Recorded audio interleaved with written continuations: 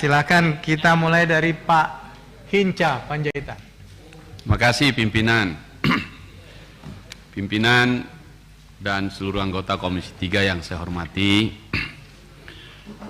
Kabaharkam bersama seluruh jajaran yang saya hormati, Kabaintelkam dan seluruh jajaran yang saya hormati. Assalamualaikum warahmatullahi wabarakatuh. Selamat siang menjelang sore, salam sejahtera untuk kita sekalian. Saya mulai dari Pak Fadil dulu. Terima kasih untuk paparannya dan buku kecilnya, juga bahan yang sudah disiapkan secara lengkap. Dan saya akan mulai dari paling belakang memang, dan ini saya suka karena saya kira ini prinsipnya yang kita ingin mengubah mindset kita, bahwa menangkap sesuatu yang kebanggaan, menangkap pelaku kejahatan, tapi mencegah kejahatan adalah kemuliaan. Saya kira ini yang kita pegang untuk memulai diskusi kita sore hari ini sebagai kelanjutan raker dengan Kapolri yang diwakili oleh Wakapolri. Kita bicara anggaran kemarin itu, dan pimpinan kemudian meneruskan pada level kaba-kaba, dan hari ini kita mulai. Ada dua hal yang saya ingin telusuri dari dua bagian Baharkam ini, satu Binmas dan satu Kopsabara kita, khususnya nanti di Pamopit yang terus saya sampaikan beberapa kali, baik kepada Kapolri, Wakapolri, dan sekarang kesempatan kepada Kabaharkam. Untuk Binmas, dan ini saya ingin ingatkan kepada kita semua, pada waktu Kapolri fit and proper test di tempat ini, pada awal waktu itu menyampaikan konsep Polri presisi, mulai dari 4 transformasi, program utama, tugas-tugas, sampai agenda aksi. Seluruh agenda aksi itu waktu itu saya catat satu-satu, jumlahnya 177 agenda aksi. Dan yang nomor 1 adalah agenda aksinya adalah 1 desa, 1 Babin Kamtipmas. Dan sekarang itu pula yang kita angkat tadi. Dan saya kira ini persoalan kita yang akan kita dalami. Sebelum saya dalami, pertanyaan saya pertama nanti, karena waktu itu kita rapat, juga disepakati bahwa Babin Kamtipnas kita ini tunjangannya itu disepakati waktu itu, kami mengusulkan 5 juta, bahkan disepakati 5,6. Dan pertanyaannya adalah apakah sudah bisa kita jalankan ini? Apakah kena bintang dia? Seperti tadi Pak Wahyu banyak sekali yang dibintangi gitu. Dan berapa yang sudah bisa kita lakukan kepada Babin Kamtipmas kita yang tadi memang menjadi penting sekali. Nah, dari situ memang program Kapolri itu tidak disebutkan kapan diwujudkan 1 desa, 1 Babin Kamtipmas itu. Di sini dia menurut saya ini bijak betul Kapolri melepas ide itu, dan sekarang menjadi tanggung jawab Pak Kabaharkam ini. Tapi kemudian tadi disampaikan seandainya pun naik 500 personil per tahun, kita butuh 88 tahun. Padahal kita sepakat ini cara kita mengubah mindset tadi, dari sekedar menangkap dengan tangkap menjadi cegah begitu. Nah, oleh karena itu pertanyaan saya Pak Fadil, kalau tidak mau 88 tahun, saya ingin mengusulkan, ini usulan yang kedua, kita sepakati harus selesai ini saat Indonesia ulang tahun 100 tahun Indonesia, 2045. Itu artinya 22 tahun lagi dari sekarang. Bagaimanapun caranya, agar ada titik kita menyelesaikan cita-cita kita bersama yang disampaikan Pak Fadil tadi dengan sangat komprehensif tadi. Saya mau kejar biar dapat timelinenya. Nah, misal di Polda Sumatera Utara saya kejar Kapoldanya, masih 48%. Bagaimana targetnya? Setelah mereka hitung, dia bilang 2030 bisa. Berarti 8 tahun. Dengan catatan satu Polres harus mengejar 2-3 per tahun. Naik dan seterusnya. Nah, kalau dalam konteks keseluruhan di luar yang tadi 5 provinsi atau 5 Polda tadi, berapa lama ini Pak Fadil? Setuju nggak dengan saya? Bisa nggak kita bikin perencanaannya 2045 saat Indonesia berulang tahun emas, 100 tahun merdeka, kita sudah penuhi yang tadi itu, Pak. Karena kalau 88 tahun rasanya kita kurang pas menurut saya, kita kejar ini. Nah, dengan gambaran saya seperti itu, maka harusnya harapan Pak Fadil tadi, harapan kita semua, harapan masyarakat kita capai. Itu di Babin Kamtipmas. Saya masih tetap setia pada apa yang saya katakan sejak awal dan mengikuti dan tentu mengejar apa yang disampaikan Polri Presisi agenda aksi nomor 1 dari yang 177 itu. Tentu nanti kalau yang kedua lagi, 1 polsek, 1 kecamatan, belum ketemu lagi itu. Nah, ini tugas kita.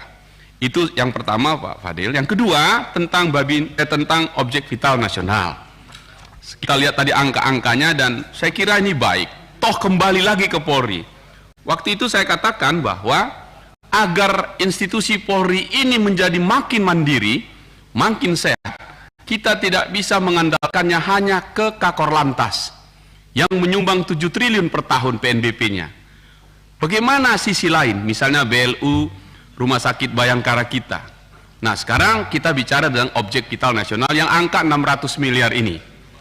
Oke, menurut kajian saya, menurut hitung-hitungan saya, waktu itu saya sampaikan ke Kapolri, ini baru sekitar 2% dari seharusnya bisa kita dapatkan. Nah, tentu ada kendala yang banyak dan karena itu saya minta pandangan atau pendapat Pak Fadil ini. Kan objek vital nasional ini lahir ketika Presiden Megawati tahun 2004 yang menyebutkan objek vital nasional ini dasar hukumnya baru Kepres. Kepres saja dia.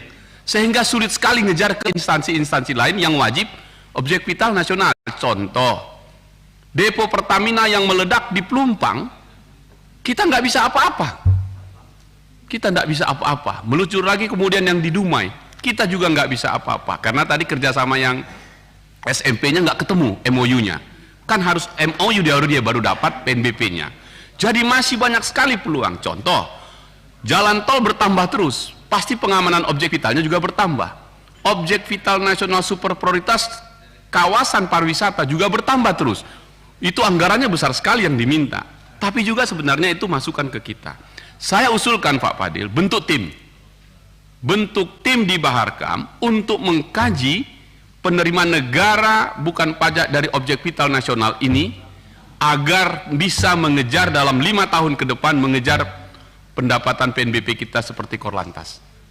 Kalau itu yang terjadi saya kira bisa kuat kakinya institusi Polri. Yang kedua, saya mohon juga dikaji karena nanti kejarannya itu besar sekali.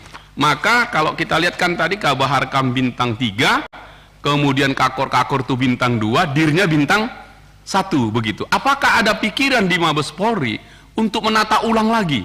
Karena tantangannya besar, targetnya besar, maka dia harus naik gitu. Sehingga dengan demikian target kita yang tadi kita inginkan ini bisa tercapai. Saya menyebut waktu itu yang saya tulis dalam buku saya, kalau penanganan objek vital nasional kita belum aman. Bintang 1 belum cukup cemerlang, bintang 3 mungkin lebih terang gitu. Untuk mengambil posisi yang kita kejar tadi nih Pak, supaya ke depan Polri kita makin bagus. Untuk memenuhi yang tadi Pak Fadil sampaikan, ini kan curhatnya nih, seginilah gitu. Seolah-olah Polairut kita ini besar sekali belanja modalnya.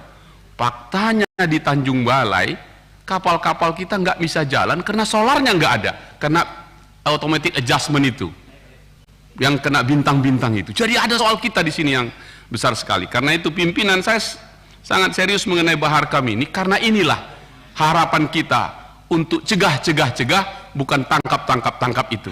Saya bersepakat di situ. Khusus yang Babin Kamtipmas tadi, yang saya sampaikan tadi, itulah harapan kita ke depan. Ini mengenai Baharkam, Pak Fadil, saya suka dengan presentasi ini, tapi saya tantang Anda jangan 88 tahun Pak. 22 tahun yang akan datang, 2045, harusnya sudah tercapai ini yang 1 desa, 1 Babin Kamtipmas. Saya kira kita akan gagah menjadi negara yang waktu ulang tahun itu gagah sekali Polri kita melaporkan ini nanti.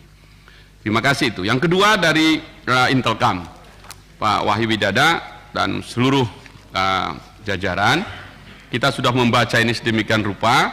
Yang menjadi soal saya adalah, ini tadi yang SKCK yang paling banyak bisa menghasilkan PNBP kita, tapi ada masalah di infrastruktur online itu.